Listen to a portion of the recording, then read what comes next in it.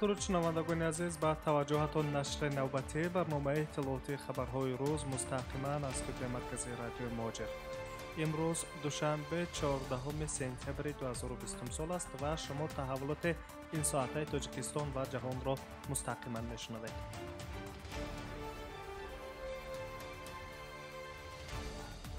дар ҷаласаи комиссияи марказии интихобот ва райпурсии Тоҷикистон ки 13 сентябр баргузор шуд, 5 нафар номзадро ба масъади президентӣ дар интихоботе ки ба 11 октябр таъин шуда буд, расман ба қайд гирифта шуданд. президенти кунунии ҷумҳурӣ, раҳбари ҳизби халқии демократии эмомалӣ раҳмон, раҳбари ҳизби аграрӣ Рустам Латифзода, ҳизби социалистӣ Абдулҳалим Ғафуров, ҳизби коммунист Мироҷ Абдуллоев ва ҳизби ислоҳоти иқтисодӣ Рустам Раҳматзода расман ҳамчун номзад барои ширкат дар интихоботи дар пешистодаи президентӣ сабти ном шуданд. дар ҳамин ҳол Азия плюс менависад ки комиссиони марказии интихобот ва райпурсии Тоҷикистон имрӯз 14 сентябр масъалаи сабти номи расмии раҳбари ҳизби демократии Тоҷикистон Сайҷафар Усмонзодаро ба ҳайси номзад барои ширкат дар маъракаи интихоботии президентӣ баррасӣ мекунанд. хотиррасон мекунем ки ҳизби социал-демократии Тоҷикистон бошад аз рақобатҳо дар интихоботи дар пеш истода даст кашидааст.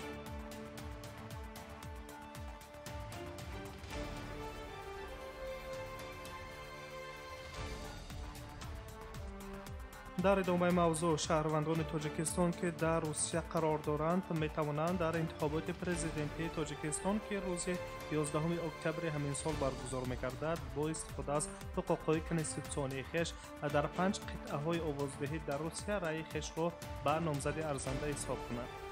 дар мавриди баргузории интихоботи президентӣ ва ташкили қитъаҳои овоздиҳӣ барои ҳамватанони бурунмарзӣ дар Русия қарор дошта, Спутник Тоҷикистон аз қабли Эмомуддин Сатторов, сафири Тоҷикистон дар Русия менависад: мо барои баргузории интихобот ба қадри имкон тамоми шароитҳоро фароҳам меорем. дар ин раванд шаҳрвандоне ки дар хориҷа зиндагӣ мекунанд иштирок хоҳанд кард, аз ҷумла дар Федератсияи Русия дар назди сафоратхона ва консулгариҳои генералии Тоҷикистон дар шаҳрҳои Москав, Санкт-Петербург, Новосибирск, Уфа ва Екатеринбург, яъне тамоми шаҳрвандони мамлакати мо ки дар ин ҷо зиндагӣ ва муваққатан кор мекунанд, имкон доранд дар интихобот ширкат варзанд. ҳамчунин қайд карда шудааст ки Тоҷикистон аллакай ба нозирони байналмилалӣ ва намояндагони кишварҳои мухталиф даъватномаҳо барои ширкат дар интихобот фиристодааст. интихоботи шашуми президентии Тоҷикистон рӯзи 11 октябри соли 2020 баргузор мешавад. интихоботи президентӣ бо овоздиҳии пинҳонӣ дар асоси давлатдорӣ, демократӣ, ҳуқуқбунёд, дунявӣ ва мутобиқ ба конститутсия баргузор мегардад. давраи раёсати президентӣ дар Тоҷикистон 7 солро дар бар мегирад. тибқи муқаррароти қонунгузории интихоботӣ, ҳузури райдиҳандагон дар интихобот бояд ҳадди ақал 50% ташкил диҳад, то натиҷаҳои интихобот эътибор дошта бошад.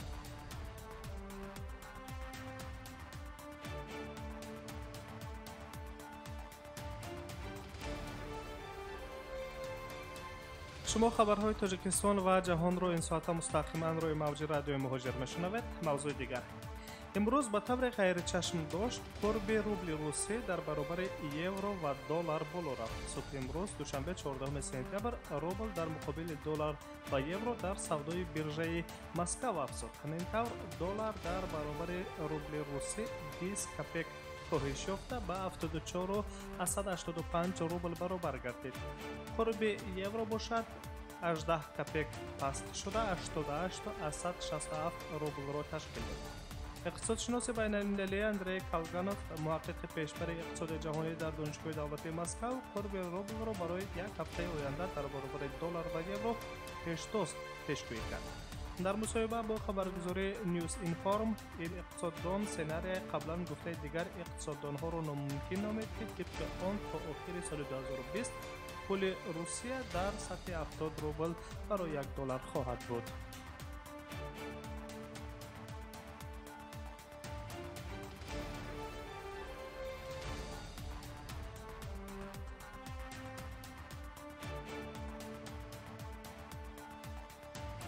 барномаи иттилооти хабарҳои рӯзро мустақиман идома медиҳем. вазорати корҳои дохилии Русия пешниҳод кардааст ки дар сатҳи қонунгузорӣ барои хориҷоне ки барои кор ба Русия меоянд пардохти пешакии хароҷот ҷорӣ карда шавад. طبق اطلاع ریانوسی در این باره در کنسپسیای لایحه قانون نو فدرالی در بالای مسئله‌های مهاجرت که وزارت کارهای داخلی روسیه آماده کرده است درج گردیده است. تخمین می‌رود که برای پرداخت چنین انداز پاتنت الکترونی جاری کرده شود. قید کرده می شود که کارفرمایان باید در اتاق شخصی خود ثبت نام شوند و ورقه مخصوص را برای جایهای کاری خالی پیشنهاد کنند که مهاجران از روی آن می توانند جای کاری خالی را پیدا کرده با نشان دادن همه حجت‌ها در شکل الکترونی به کار جلب کردند. طبق این سند در صورت نپرداختن اندازه درآمد شخصی در شکل الکترونی مقرره، مهاجران با طلب پرداخت انداز در مدت 15 روز عبور کرده می شوند. در صورت اجرا نگردیدن طلبات‌های در شکل الکترونی جاری شده هنگامی به کار جلب شدن شهروند خارجی برابر با ویرانکنی بندهای قانونگذاری مهاجرت، جلب مهاجران مهنتی خارجی به طور غیر قانونی ثابت شده، در نسبت ویران کنندگان طلبات‌های مذکور سندهای دخل‌دار ترتیب داده می شود که در این مورد جزای مأموری از جریمه تا اخراج نمودن شهروند خارجی از حدود مرزی و مأموری فدراسیون روسیه را در بر دارد.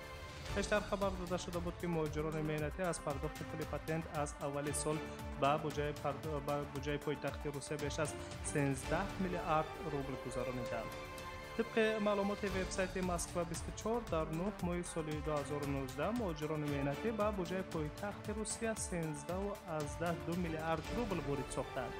پرتل شهرداری و حکومت مسکو با تکیه به سردار ریاست سیاست اقتصادی و رشد شهر مسکو دنیس تیخانوف می نویسد که نسبت به سال گذشته افزایش پول پاتنت 1.7% را تشکیل داده است.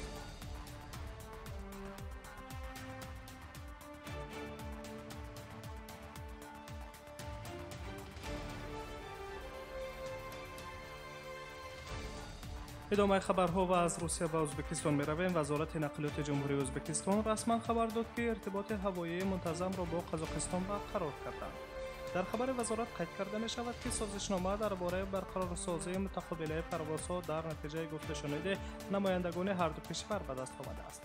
مشخص شده است که شرکت هوانوردی ازبکستان ایرویز و ایر استانا پروازهای مستقیم بین المللی را در مسیر تاشکند الماتا تاشکند انجام می‌دهند. یادآور می‌شویم که در رابطه با پاندمی کرونا ویروس ازبکستان پروازهای بین المللی مسافربر را از 16 مارس سال روان بازداشته بود. در اول ماه سپتامبر بنابر سبک گردیدن نظام قرنطینه در این کشور، کمیسیون مخصوص جمهوری با مبارزه با کرونا ویروس دستور موقتی اوید به ترتیب انجام دادن پروازهای دائمی با کشورهای خارجی را در دوره پاندمی کووید 19 تصدیق کرده بود.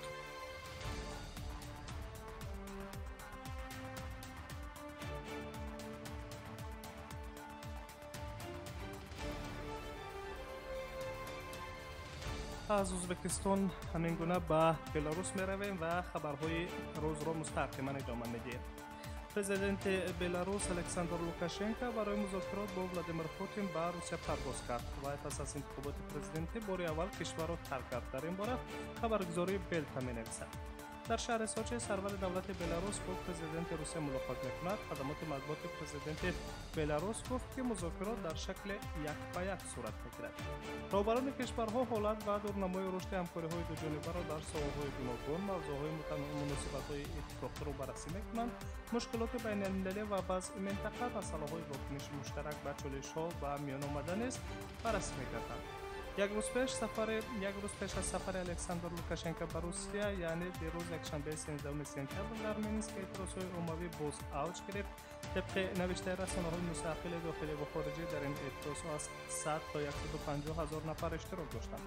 وزارت کارهای داخلی بلاروس باشد قبلا اظهار داشته بود که 17 مرکز تمایل اعتراضها را در سراسر کشور معین کرده است و در عکس افغان بیشتر از 3000 نفر شمرده شدند. خاطرستان می‌کنیم که زیاده از یک ماه است که در مینسک و دیگر شهرهای بلاروس اعتراضها و کارفرمایی‌های عمومی ملی ادامه دارند که پس از اعلان نتیجه‌های رسمی انتخابات شروع گردیدند که طبق آن الکساندر لوکاشنکو بار ششم پیروزی به دست آورده پرزیدنت بلاروس انتخاب گردید.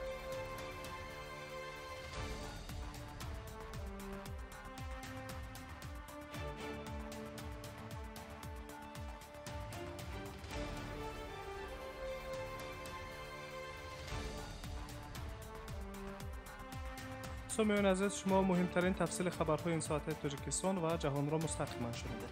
موفق